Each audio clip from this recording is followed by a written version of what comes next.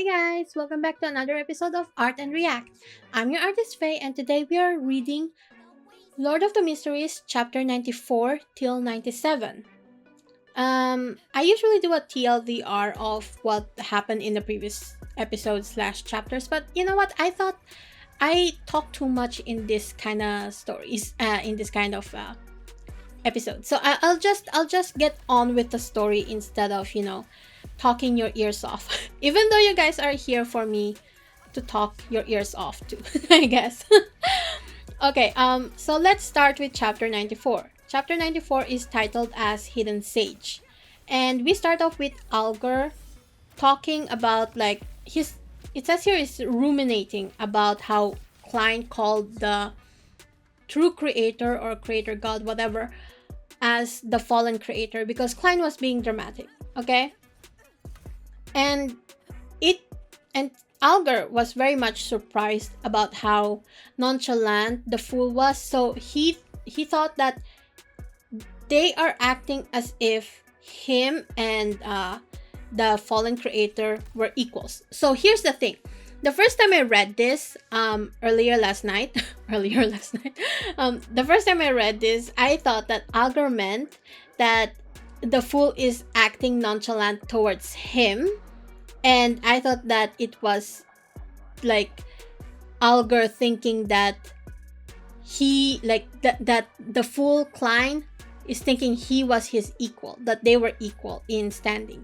But then I realized, looking back on it, I realized that he was actually more surprised that the fool is acting nonchalant towards the fallen creator. Not towards him, but towards the god, okay? And here Algar was like thinking that Klein was at first bluffing, because he wasn't really sure about Klein at the beginning, right? But then they did the ritual and the ritual worked, and he's like, okay, shit, this guy is actually the real deal. He is probably a deity on the same level as the fallen creator. So then we move on to them just chatting and Klein thinking about how he can come up with how he can ask them about the clown potions and whatever things he needs to know without showing that he is a noob and he knows absolutely nothing in this gathering, because he needs to keep up his mysterious image, right? This image of the fool who is godly. So he was thinking, hey, it would be great if this is like an internet forum, like the gathering is like an internet forum, which, side note, I have never visited internet forums myself. Like, I know they exist. I actually read a couple forums when I'm asking questions, but I never participated in it. All I know is that a lot of people have like really funky signatures at the bottom of their posts, like with glitter and cutesy anime girls and stuff like that, or even some edgy anime edits, whatever. So when I read that, I was thinking, oh my god, it would be so funny if all the tarot card members got to have their signatures like the ones in forums. That would be so funny.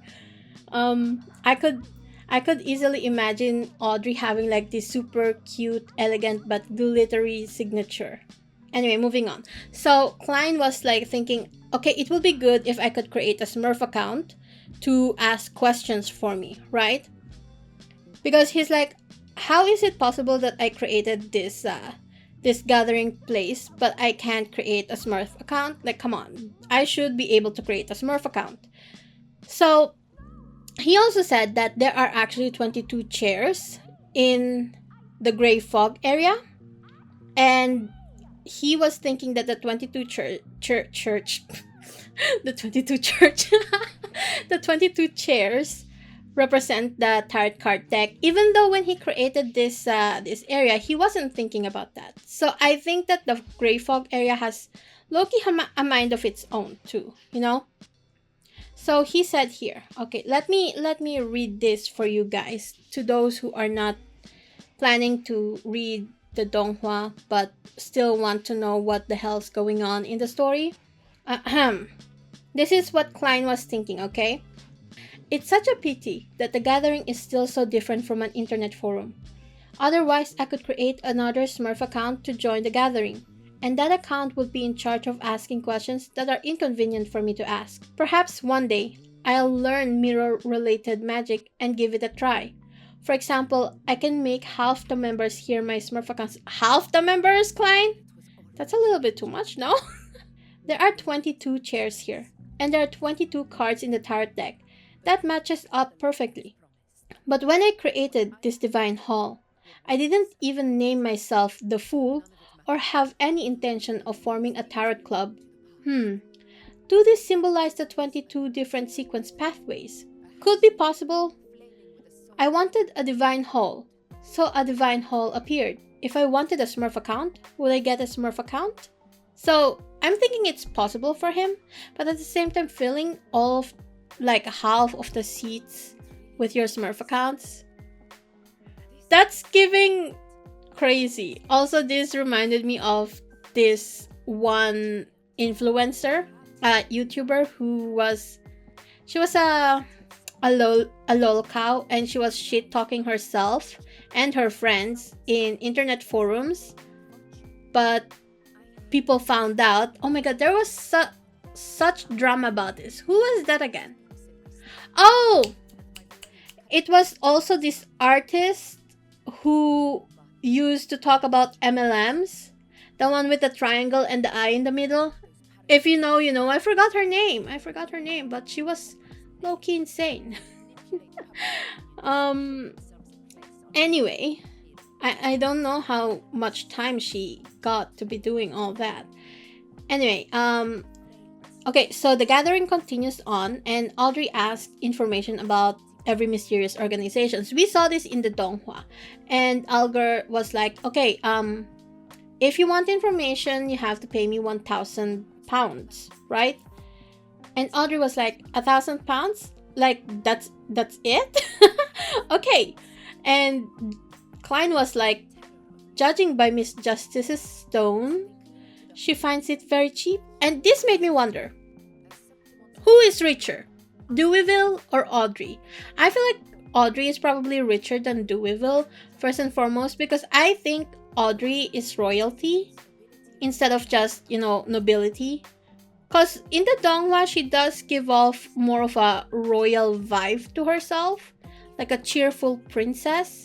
But I don't know if she's a princess or just really, I don't know, maybe she's the daughter of a duke or duchess. Who knows? Maybe you guys know, actually. I don't. Okay, so then Alger explains about the evil secret organizations, whatever. He actually explained it. It was actually very similar to what we saw in the Donghua, except there was this one part where he's explaining the demoness sect, and he also explained about the numinous episcopate. What is that? Numinous episcopate that believed in death and the Rose School of Thought. And I don't really remember if he ever talked about that in the Donghua, or if it was just really glossed over, right? And the third evil organization that he talked about was the Psychology Alchemists.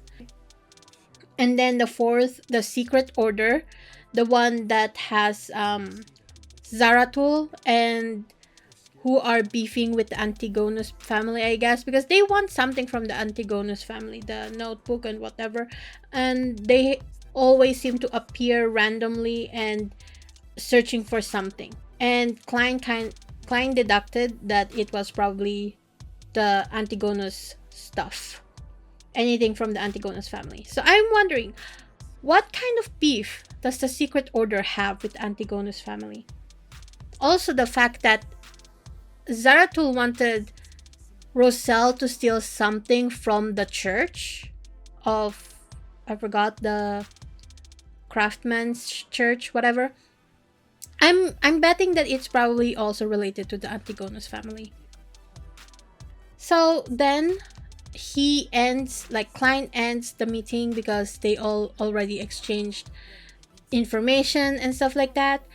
And when they left, Klein looks around and was like, okay, let's try to create a Smurf account. And when I read that, I was like, really? Now? Already? So quickly? Because I thought for sure that maybe he'll try it after like a couple chapters. But no, he's like, let's do it. I love a man who knows what he wants. So he does that. He creates like this figure wearing a black tuxedo, a silk top hat, and a dull expression. Um he says here that his actions were clumsy and inarticulate.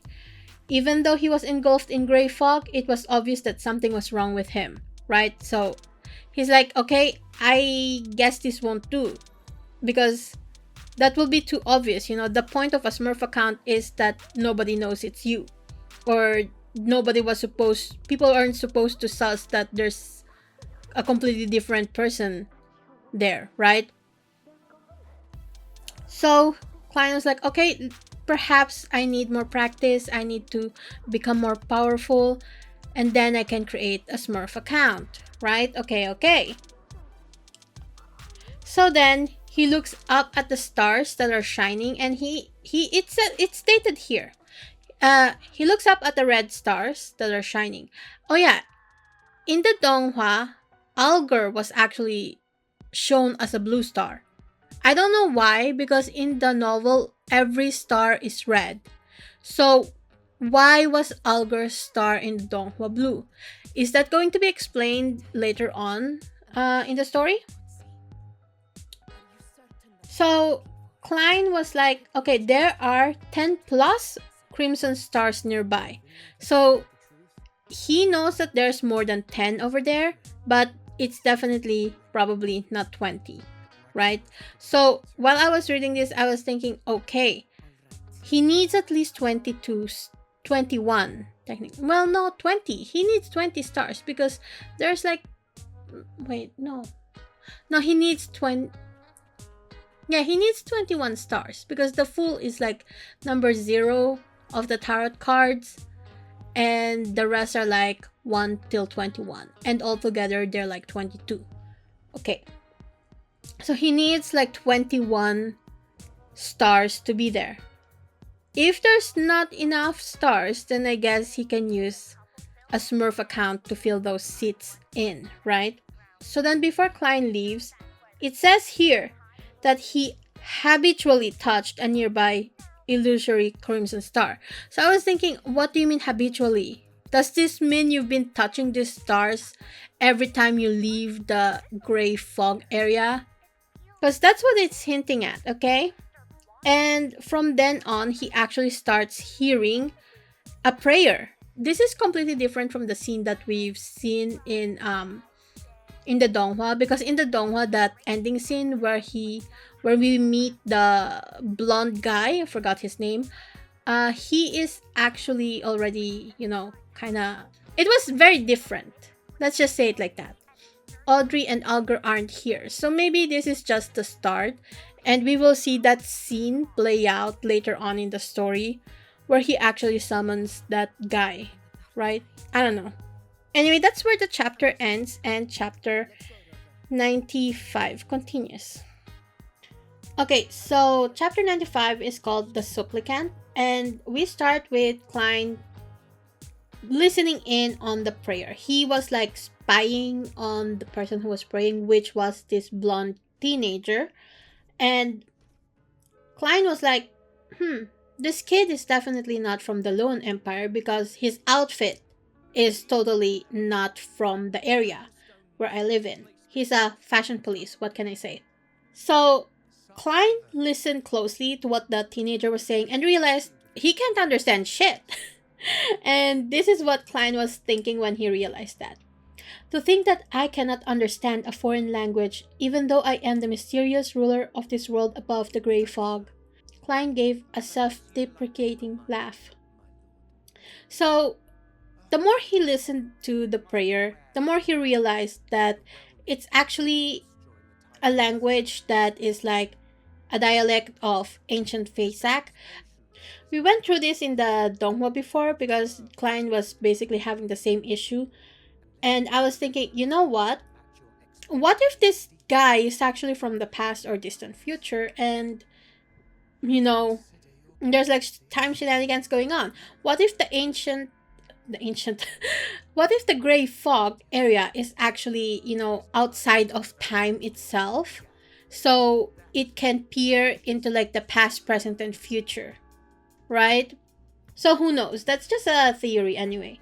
So I also realized that if Klein wanted this secret organization to be like an organization where they share information and secrets and stuff, he needs to figure out a way to translate what people are saying, because there's just no way that it will work out if one person speaks a completely different language. Like, he lucked out so much that Algar and Audrey can speak the same language, because otherwise he'd be like, the fuck is going on here? I also don't understand.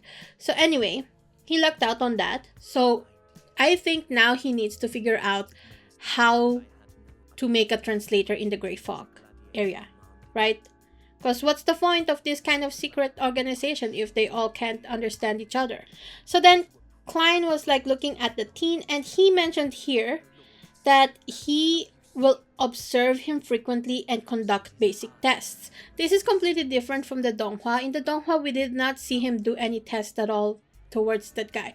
Maybe we will actually see more information about him in the following movie that's, I guess, about the kid. But for now, we have absolutely no clue about that in the donghua, because the donghua just showed us how he summoned that kid, the blonde kid, into the gray fog mist area, and how he became the sun, basically, right? Okay, so then, once he was done spying on the little blonde kid, oh, that sounded wrong. I didn't mean it like that, guys. I didn't mean it like that.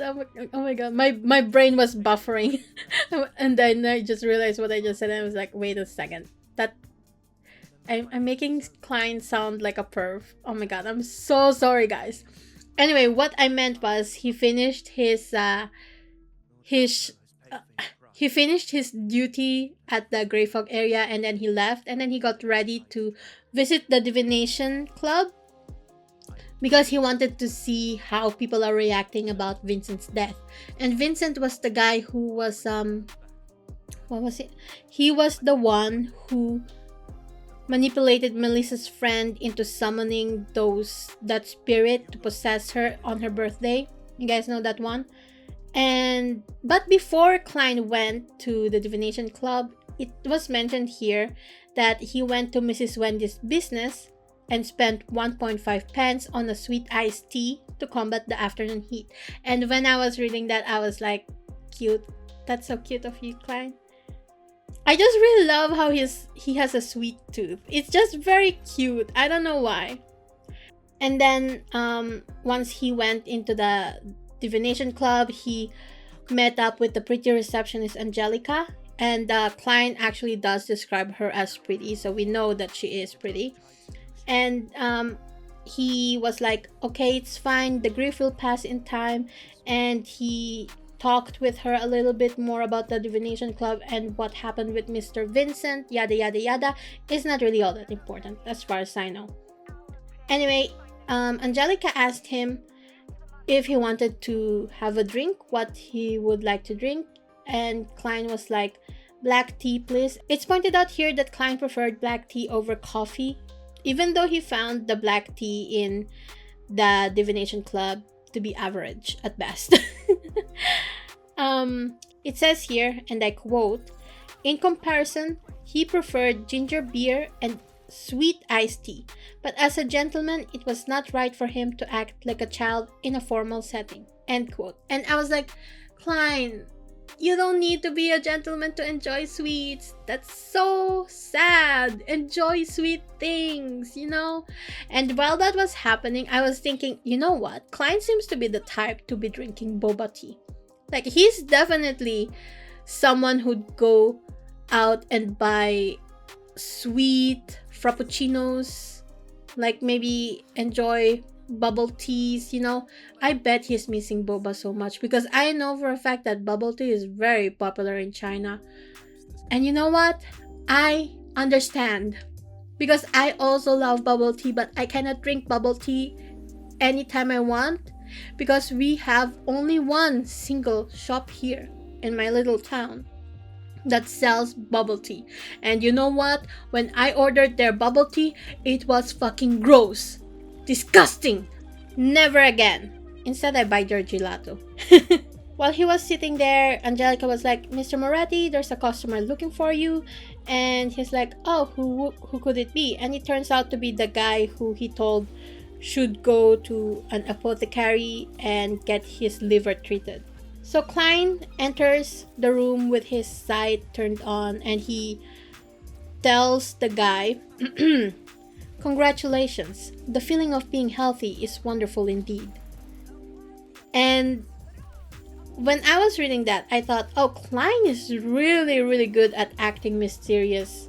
He's a very good seer in that case. So then the guy thanked him and talked about the apothecary that the guy Bogda, he's called Bogda. He talked about the apothecary at Lawson's folk herb store. And Klein was like, yep, that guy who healed this guy, this Bogda guy, was definitely a beyonder. Right? And I was thinking, didn't this guy like abscond at some point? I don't remember, but I know, was it mentioned anywhere in the Donghua? But I'm pretty sure I read before this that guy left the city already because people were sussing him out to be a beyonder. So the guy was like, Bogda was like, oh, that guy is a miraculous doctor. It was 10 pounds well spent. And Klein was like, what? 10 pounds? Wait, let me read you guys Klein's thought, okay? What? 10 pounds? You spent 10 pounds on the miraculous medicine? And you only gave me 8 pence for my divination? Just 8 pence? 8 pence? Pence? Klein was dazed just hearing about it. That was Klein's thought. He was like, dude, seriously? Seriously? You wouldn't even go there if it weren't for me. I was thinking that Bogda would have given Klein a bonus here, but no, he didn't. Instead, they talked about mummy powder. And here, let me quote you guys what Bogda was talking about and how he talked with Klein about this. Okay. Bogda looked around and laughed when he confirmed that the receptionist, Angelica, a female receptionist, mind you, was not paying attention to them. He chuckled softly and said, the doctor mentioned a concoction of herbs that includes mummy powder. It is a prescription that would satisfy both man and woman. I didn't believe the doctor back then, but I have no more doubts now. And when I read that, I was like, by satisfy, does he mean it's a stimulant of a special kind? If you guys know what I mean? And Klein was thinking, there's a prescription like that? What? So, Klein asked him, mummy powder? And when they were talking about mummy powder, I was like, goddamn Victorians, enough with the mummy powders. Please stop consuming mummy powders. So this Bogda guy replied, yes, mummy powder. I have asked a friend. He said that even the nobles of Backland are maniacally looking for such an item. It's a powder made by grinding mummies, which gives men peak performance in bed. So it is that kind. Okay? Even though it's disgusting and sounds dirty, it is truly a material used by the aristocrats. Dude, the aristocrats are such influencers in their era and their time. I mean, they kind of are back in the days too, but you know. And then Klein was thinking, mummies? Mummies made from corpses? Then grinding them to powder? Klein was so dumbfounded. It says here, he nearly retched in front of Bogda. Like, thank you, Klein, for being a normal person and thinking how wrong it is to be consuming corpses. Like, the fuck? Like, Klein, please, talk this bullshit out of him. So then there's this one guy, Glasses, who came in and started talking with them. So they're like a trio now, right? And Glasses talks to them about the mummy powder too. So this is what Glasses said, okay? Yes, it's very effective. I would recommend that you head to Lawson's folk herb store at Vlad Street. Mr. Lawson's secret recipe is very effective. My experience was very, very, very perfect. And when I was reading that, I was thinking, oh my god, man! They're all the same! Oh, Klein, thank you that you're not like this. You are a true gentleman, Klein. So then Klein was like, okay, I guess that's enough. I'm gonna go bounce and check out the apothecary. But it turns out that the apothecary is closed because, again, that guy was getting sussed out by the Nighthawks already, right? Because people are thinking that he is a Beyonder. And if he is a Beyonder, he needs to answer to the law, the Nighthawks, and, you know, the other people who are dealing with Beyonders, right? So that guy bounced, and that's how this chapter ends. This chapter was so surprising. I was like, the fuck? But I'm as I mentioned before, I think I also talked about mummies and powders in the Donghua and how the Victorians used to consume them. And yeah, I'm really pleasantly surprised that Cuttlefish added that small info in this story. It's very nice. Okay, so chapter 96 is called Dali's Guess, and it starts on the next day in the afternoon. And we're reminded, thanks to Roseanne, that it's Klein's feast. Like, tonight is Klein's feast, where where they celebrate his promotion, basically, and being officially part of the Nighthawks as a Beyonder, I guess. They chatted for a short while, and we find out that Dali is actually Roseanne's idol. Like, she looks up to her, is what I'm trying to say here. But even though she looks up to her, she doesn't want to become a Beyonder because she knows how dangerous of a job it is. Okay, so after chatting with Roseanne, he went down to report to Captain Dunes, and we get this description about Captain Dunes. A middle-aged gentleman with deep and serene gray eyes and a high hairline put down his coffee cup and said with a smile, Dali was here. Okay, so when I read this, I couldn't help but think, wow, geez, thanks, Klein. Thank you for the reminder about Captain Dune's hairline, his receding hairline. Like, oh my god, I can't help but imagine how devastated Zhou Mingrui would be if he transmigrated into a person with a receding hairline. Because, like, dude, why are you judging those guys? Like, come on, leave them alone. It's not their fault that their hairline is receding, you know? So Klein was like, yes, I know that Miss Dali was here because Roseanne told me, right? So they talked a little bit, and Klein was a little bit apprehensive because he thought he would have to pay for the dinner that involves everyone. Because this is like how he's officially being introduced to the rest of the Nighthawks, unlike how we got it in the Donghua. We didn't really get a dinner scene of him and the Nighthawks getting together, whatever, or like meeting up in the Donghua. But Captain Dune was like, no, don't worry about the money. The Nighthawks gonna pay for it, you know. So Klein let out a sigh of relief because now he doesn't have to spend all that money that he just earned, right?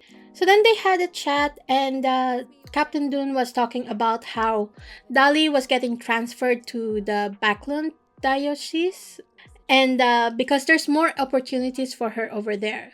We find out that Dali is actually only 24 years old, and that she's like considered a genius when it comes to like Beyonders and their sequence capabilities, you know, because she only took like 6 months or a year at most to move up a sequence. And then since then she's just continuously moving up, and now she's like a spirit medium. And Klein was like, you know what? This actually sounds a lot like she knows about the acting method. But you know, Klein didn't tell that to Captain Dunes. Though Klein asked Captain Dunes, why didn't you ask Miss Dali about how she, progressed so fast? And Captain Dune was like, I did ask. She told me to become a nightmare. And then we find out about this. Okay, let me read this to you guys. What Captain Dunes was saying here. I spent 3 years going from a sleepless to a midnight poet. It took me 9 years to go from a midnight poet to a nightmare. A full 9 years. And to go from nightmare to sequence 6, I've already spent 3 years. I have no idea how many more years I need. And then here, as for Dali, she is different from me and most Beyonders. After she became a corpse collector, she handed in a special application after only a year. She hoped to consume the follow-up potion immediately.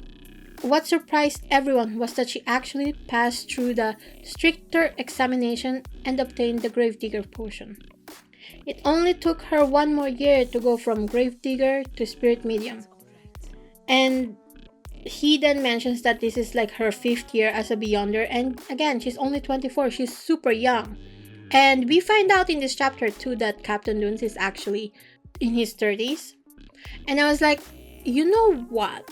Because when I was watching the Donghua, I didn't know their ages. I always assumed that Miss Dali was actually 27 at least, And Klein was in his early 20s, and I thought that Captain Dune was like in his late 30s. They also talked about how the potion names are connected to each other, how like there's the Midnight Poet and the Nightmare. It's all like connected to the Serenity of the Night, blah blah blah blah blah. But then there are potions that are kind of, they don't sound like they're connected to each other until you know more. And he's talking about the follow-up potion for the Seer, which is Clown. And as you guys know, I'm still confused as to how those two are connected, right? Except for the Circus. So Captain Dunes here explains to us. I'm gonna read it to you guys. A normal sequence pathway proceeds in a stepped manner. They advance according to a particular similarity. For instance, Sleepless, Midnight Poet, and Nightmare are all obviously related to the darkness of the night, as well as the peaceful sleep and tranquility that is generated from sleep. It can be imagined that every subsequent sequence would have identical traits, only with more power and a wider scope. They might be linked to secrets, disaster, horror, the Crimson Moon, etc. Certain sequence pathways appear unrelated, but when we analyze them in detail, we can still find similarities, such as Assassin and Instigator. Their implied similarity is to bring people, calamities, pain, sorrow, and despair. Hence, the follow-up sequence should abide by this pattern.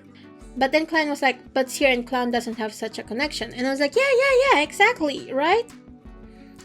Dune explains, Dali believes that there might be a sequence pathway that share another kind of relationship.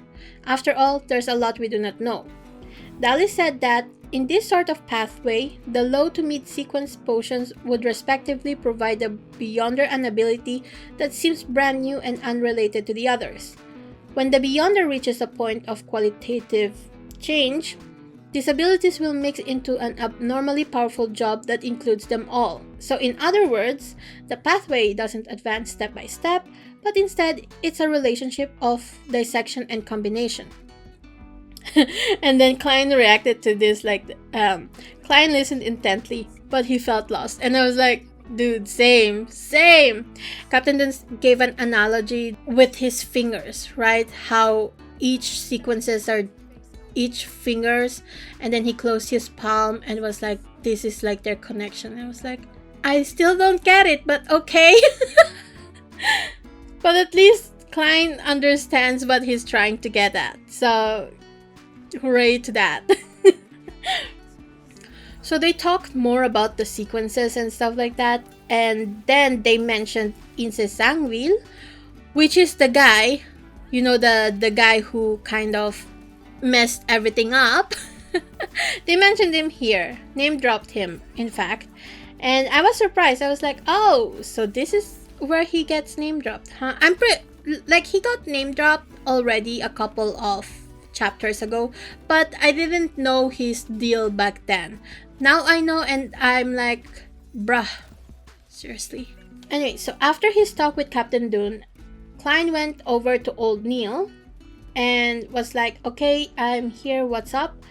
And old Neil was like, yeah, don't be obsessed about tonight's dinner, okay? You still have a lot to learn. You're gonna have to learn Ancient Hermes, Dragonese, Elvish, and many more. And when I heard that, I was like, Elvish? There's elves here? Like Lord of the Rings type of elves? Are they hot? I hope they're hot. I hope they're Thranduil level hot. Okay? Like, forget Legolas. He's bleh. Compared to his dad, he's like, yeah, you know? If you know, you know. And old Neil also mentioned that Klein needs to start combat training, and Klein was like, combat training? Nobody told me about that. And old Neil was like, yeah, the captain forgot. Typical, right? Chapter 97, Combat Teacher. And you guys know, I love this chapter. Do you guys know why? Because Leonard is here! I was actually thinking, oh my god, I'm so excited for the dinner tonight because I will get to see Leonard again, right?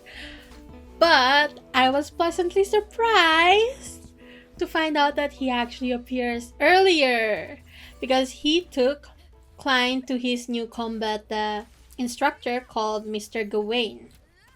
So Mr. Gawain is someone we don't really meet in the Donghua, like at all, not even a mention, you know. But what we do know is something that Leonard told us in the novel, which is that he was active during the waning moments of the knights before they, became irrelevant because of guns, basically. So let me read you guys Leonard's rambles, okay? Mr. Gawain met the same fate. More than 20 years ago, the Alba Knights Order of Chivalry faced the most advanced weaponry of the Intis Republic army. Sigh. I'm just gonna say sigh. Every time I recall this, it seems like I'm touching the dust heaps of history. The poet in me steers when thinking of this irreversible and fated destiny. But alas, I do not know how to compose the poem. And Klein was looking at him like, sure, Jan. Because Klein was like, he was thinking this, okay? Klein was thinking this. Then what's the point in saying so much? Like, bro, shut the fuck up. Like, I love Leo, Klein. They're so funny together. And then Klein looks at Leonard acting all oblivious and sweet and is like, my university schoolmate once told me that the composing of poems requires a certain degree of talent. It's best you start by reading the classical poems anthology of the Lowen Kingdom. God damn, Klein, you're sassing Leonard like that? Sheesh! So, Leonard didn't really take the sass to heart, and he was like, still in a good mood, and he's like, I purchased that book a long time ago, as well as other titles, such as the selected poems of Roselle. I will work hard to become a true midnight poet, Mr. Seer. Klein, upon hearing this, was like, is this guy hinting at the acting method? Does he know the acting method? Is that why he's so fruity? And Klein replies to him with like, you would still need books on grammar. Like, bro, you still need to learn how to grammatically write poems correctly, like, Klein, please.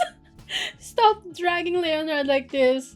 Leonard was like, yeah, let's go and enter to meet your combat instructor. So they meet Mr. Gawain, and Mr. Gawain was like, why do you guys need me to teach this kid how to fight when you guys have guns, right? And I was like, yeah, fair, because, it's kind of unnecessary if they're gonna get killed by guns anyway. But Leonard, of course, was like, yes, well, as a policeman, we kind of need to learn how to fight combat because most of the criminals we apprehend don't need to be executed on the spot, sir. So he's like, okay, fine. And he tested Klein's skills. He asked Klein if he can throw a punch and a kick, and Klein was like, kind of. Like Klein has some knowledge, but I guess not all that much. And Gawain was like, okay, you are going to be studying under me, and we're gonna work on your foundations for a couple times a week, and yada yada yada yada. And Leonard was like, yeah, cool, okay, I'm gonna go leave. And he turns towards Klein, gave him a smile, and says, see you at dinner. Ah! Do you guys know how much I fangirled when I heard that? It sounded like a date. I was like, ah! Seriously? I was thinking Leonard could have said something else like, see you later, or see you at your celebration dinner tonight. But no, he's like, see you at dinner. And I was like, ah! Do you guys realize you have the front row seat to how Fujoshi's brain works? Like how we twist everything so that our ship will sail? Enjoy the show, guys! Because I will be twisting every single thing that comes out of Leonard and Klein's mouth between each other so that my ship can sail. Unless, of course, there's other things that will make me ship Klein with other people, you know? But so far, I really enjoy his ship with Leonard. So, Mr. Gawain told Klein that what he has to do is, get some gains. He needs to do some strength training before they start, basically. And one of the things he has to do is practice deep squats, running, and rope skipping. And while I was reading that, I was like, yes, Klein, go get those booties. Bake that cake. Okay, so Klein spends the afternoon with Gawain training, and at around 6 o'clock, he went to the dinner, and at the dinner, he meets all of the other Nighthawks, both the Beyonders and the civilians, except for Freya, because Freya was guarding the Chinese gate. And at dinner, they were eating like steak and drinking champagne, and Klein, who was sore as fuck because he just finished a grueling workout, was like, I have zero appetite right now. And while he was saying that, I was thinking, Klein, you just worked out. You need the protein. Eat that steak. So then everybody was like bonding with each other. They're talking, chattering, and we find out like small informations about some of the Beyonders. About, like, for example, Sika is like an author. I feel like this is something that was slid into us in the Donghua when it was Kenley's how do you call that? Like the celebration that was put up for Kenley when an engagement party, right? He got engaged during that time. So I feel like in the Donghua they slid in all these small infos over there instead of giving us this small moment of Klein bonding with his coworkers himself, because they're celebrating his promotion, basically becoming an official Beyonder. I feel like that was a little bit too I don't know, it just didn't feel right that they didn't put this in the Donghua. I think it would have been an important info. So anyway, amidst all of the chatter and laughter, the only person who noticed that Klein wasn't eating was Leonard. And Leonard was like, you okay? Are you so tired you don't have an appetite? And Klein replied with yes. And Leonard said, since you haven't touched your food yet, can I have it? So Klein was like, yeah, I don't mind. Go at it, bro. So the rest of his food was actually eaten by Leonard and the rest. So I don't know who else picked at his food aside from Leonard. But then at the end of the dinner came dessert. And Klein had a piece of ice cream because, again, he has a sweet tooth. And he ate the ice cream with like blueberry sauce and he was like, damn, this is so good. Now I actually have an appetite for something heavier. So before the dinner ends and, Captain Dune pays for everything, Klein was like, Sir, can I order a plate of food? And Captain was like, yeah, sure, of course. So he ate that food, and while he was eating, I was thinking, are the rest just staring at him while he ate that steak? Because that would be so freaking awkward. If I was Klein and everything is already done and everyone has finished eating, I wouldn't have the guts to ask Captain Dunes if I can have another plate of food, right?